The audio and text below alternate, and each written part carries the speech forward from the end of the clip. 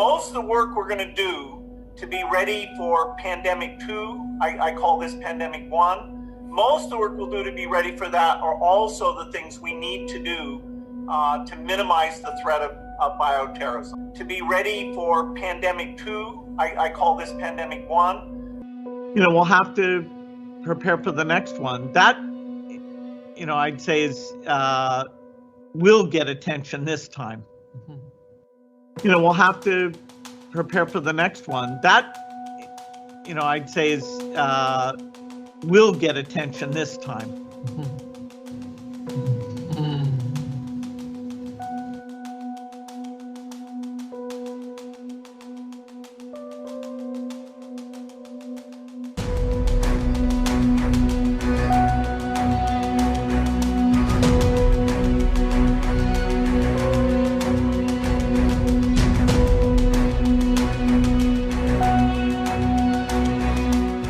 Expliciet werk je al om ons in ieder geval op weg te helpen mocht er een tweede pandemie komen. Maar eigenlijk als ik goed volg wat je al jaren zegt, dan is de kans dat een tweede pandemie komt heel erg groot.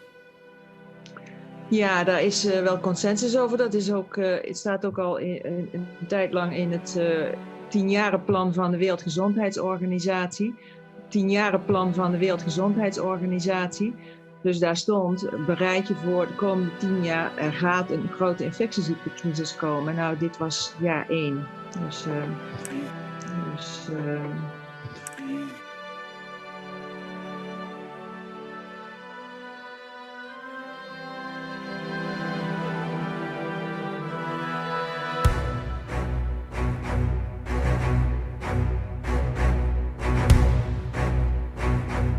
Unless we take the action necessary and we build again in a greener, more sustainable and more inclusive way, then we will end up having more and more pandemics and more disasters from ever accelerating global warming and climate change. So then we will end up having more and more pandemics and more disasters.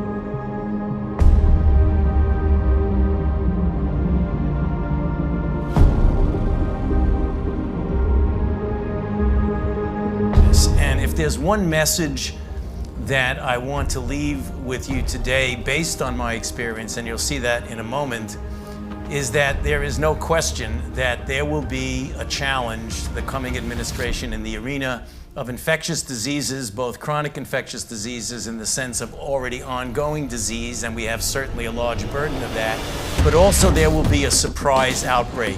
But also there will be a surprise outbreak. But also there will be a surprise outbreak.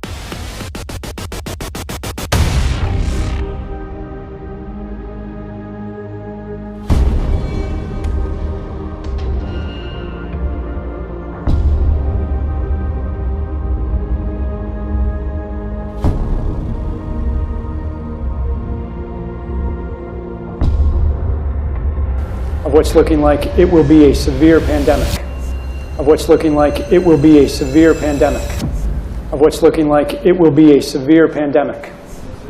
And there are problems emerging that can only be solved by global business and governments working together.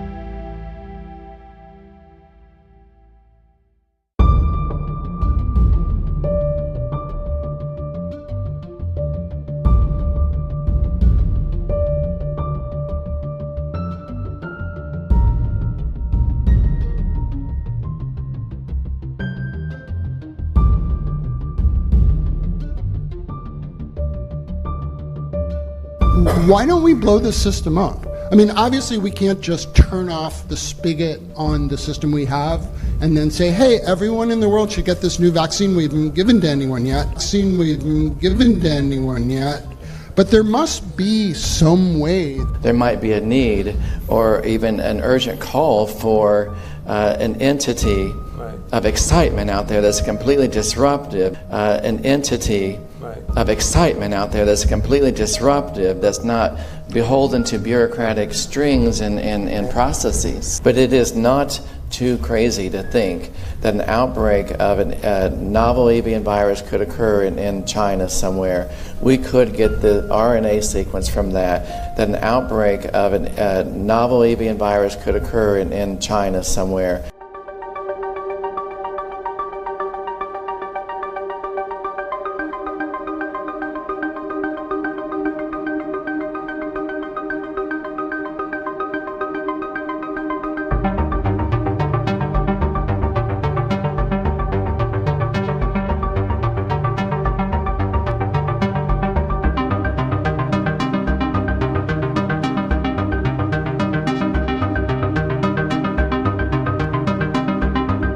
And then you have one opportunity to do it right. I mean, day one is so important. In day one, you start your communication with the press, with the people, and you have to do it right. I mean, you have to go for one voice, one message. You have to be omnipresent that first day or the first days, so that you attract the media attention. You make an agreement with them that you will tell them all, and if they call, you will pick up the phone. When you do that, then you can profit from these early days to get complete carpet coverage of the field, and they're not going to search for alternative voices. voices there, and they're not going to search for alternative voices there. I used there Sir Donaldson's quote, where he said that in the UK, by the peak of the epidemic, 40 people would die per day at the end of the summer. So 62 at that time million people in UK, 40 deaths a day. I worked it out for Belgium. That would be 7 deaths a day at the peak of the epidemic. I used that in the media. 7 Belgian flu deaths per day at the peak of the epidemic would be realistic. That is true in every year, even interpandemically. That is very, very conservative. However, talking about fatalities is important, because when you say that, people say, wow, what do you mean? People die because of influenza? And that was a necessary step to take. And then, of course, a couple of days later, you had the first H1N1 death in the country, and the scene was set and it was already talked about.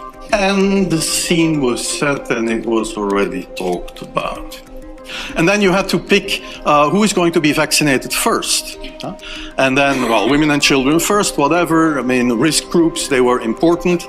And then I misused the fact. And then I misused the fact that the top football soccer clubs in Belgium inappropriately and against all agreements vaccinated they made their soccer players priority people. So I said I can use that.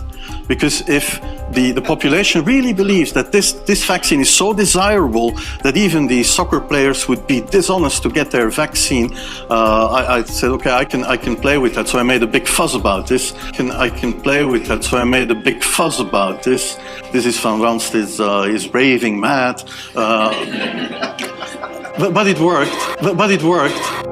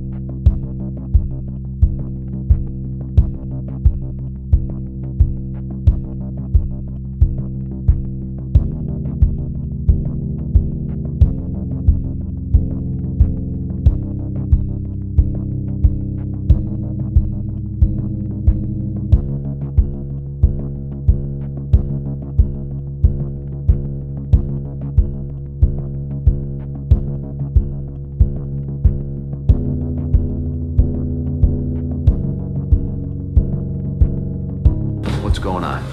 Just let me think about where to start. Well, he saw something. What is it? I saw a virus. I think some kind of disease. A virus? Like what? Like SARS? I don't know. All I know is that it's highly infectious. It may be fatal. Right now, we could all be infected. We need to make sure that everybody that's inside stays inside. I'm gonna get a few deputies on it. We'll call it a lockdown. Lockdown? No, you cannot lock the school doors with... This is for your family's safety. Maybe we should wear masks. I'm gonna swab the inside of your mouth with this little Q-tip. Damn efficient airborne transmission. It causes high fever and respiratory distress. Whatever it is, it originated in China. I'm authorizing a quarantine on everyone who's come in contact with a symptomatic person. This is your virus. I'm sorry, but there's no cure for that. Chloroquine, that's an anti-malarial drug. No. Listen, it suppresses the enzymes.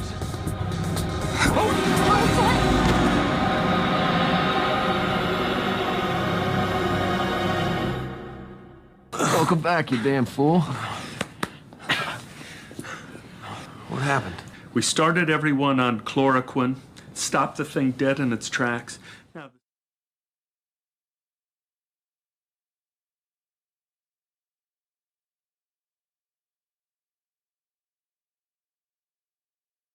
I wish I wasn't afraid all the time, but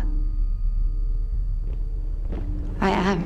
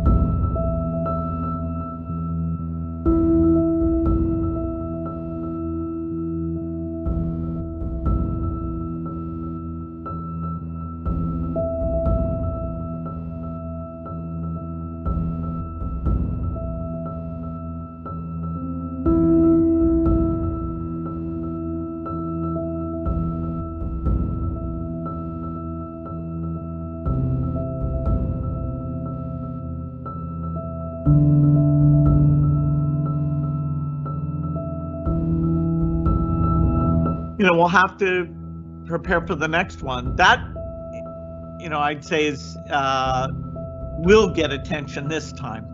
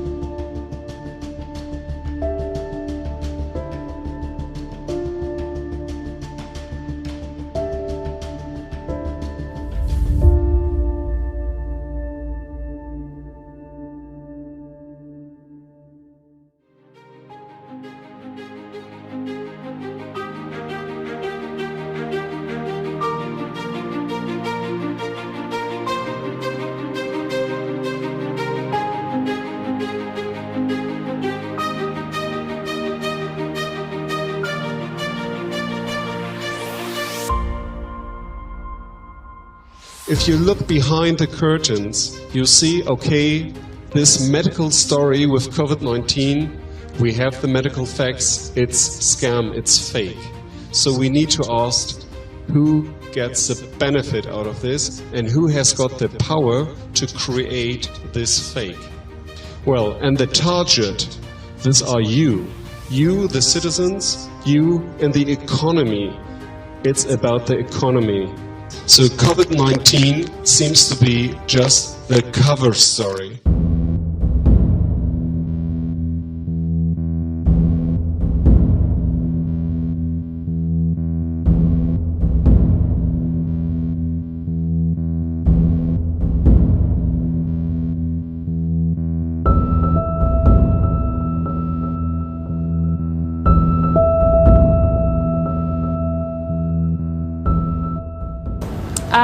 We will be looking at what contact tracing looks like in the New World Order. Yes, it will be pubs and clubs and other things if we have a positive case there. Today is the first full day of the New World Order. Outdoor gatherings are limited to 2 people.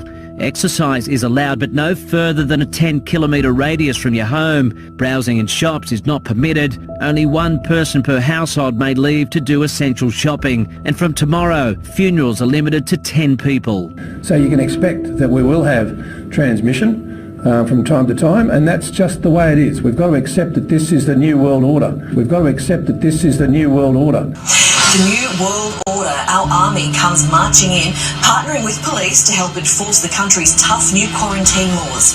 And also the new world order that will come into force at 12 p.m, that's midnight tonight. New restrictions on various businesses. Stay with us.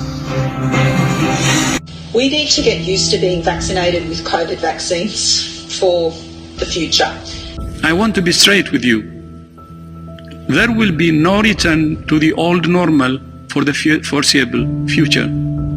I repeat, there will be no return to the old normal for the foreseeable future. So people assume we are just going back to the good old world which we had, and everything will be normal again in how we are used to normal, in the old fashion. This is, let's say, fiction. It will not happen. A vaccine on its own will not end the pandemic. Surveillance will need to continue. People will still need to be tested, isolated, and cared for. Contacts will still need to be traced and quarantined. And that's just the way it is. We've got to accept that this is the new world order.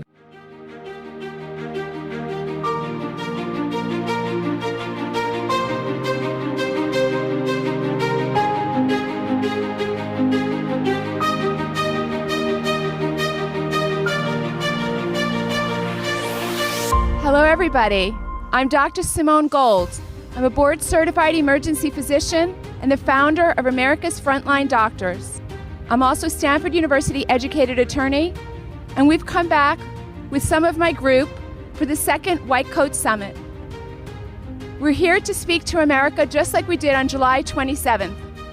At that time, we brought the American people truth and hope and optimism, and we're here to give you more truth and more reasons to be optimistic and to not live in fear. There continues to be a great deal of disinformation and outright censorship. Since our summit, the censorship unfortunately has gotten worse. Because of that, we've established a website, America's Frontline Doctors, where you can find the truth, where the truth is not censored. We have contact with 87,000 nurses that do not want the vaccine. There's no reason for panic. Also in the medical practice, there's no reason for panic. The panic is created by these false positive PCR tests. 89% until 94% of those PCR tests are false positive. They don't test for the COVID-19, and also the rest is false negative. So we have to look at clinics. We have to start looking at clinic. Medical doctors have to stop looking at those tests. That's very important. Let's go back to the clinics and to the facts.